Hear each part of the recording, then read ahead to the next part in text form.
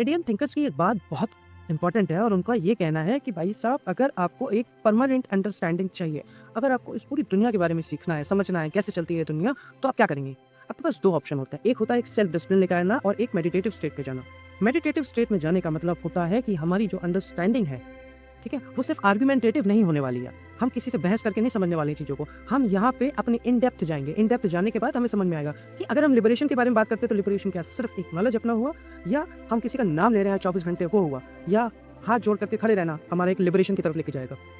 दूसरी चीज बात करता है वो सेल्फ डिसिप्लिन की। मेडिटेटिव स्टेट के बाद सेल्फ डिसिप्लिन आता है जो बहुत इंपॉर्टेंट बोला गया है, और उसी में सोक्रेटिस का एक थॉट आता है जहाँ वो बोलता है कि वर्च्यू इज नॉलेज, कि आपके हाई मॉरल स्टैंडर्ड्स है क्या? अगर है तो आप उसके अकॉर्डिंग चलिए ना। आपके पास सेल्फ डिसिप्लिन है, हाँ है, बिल्कुल है, ठीक है, हम चलेंगे उसके according. But virtue is knowledge वाला जब सिनेरियो बनने लग जाता है तो क्या होता है भाई साहब कि उसके जितने सोक्रेटिस के फॉलोअर्स थे सबका ये कहना ये था कि भाई साहब आपके वर्च्यू इज नॉलेज तो आपने बोल दिया, अब आप मुझे एक चीज बता दीजिए कि जब हमारे एनिमलिस्टिक इंपल्सेस आएंगे तब क्या होगा, है? जब हमारी सिचुएशन चेंज होगी तब क्या होगा? तब भी क्या वर्च्यू इज नॉलेज आपका एप्लीकेबल रहेगा?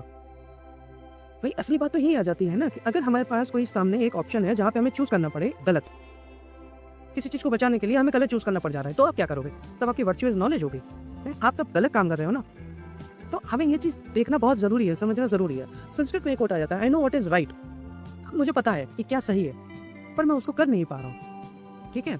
आई know what is right and feel no inclination to follow it, and I know what is wrong but can not resist from it.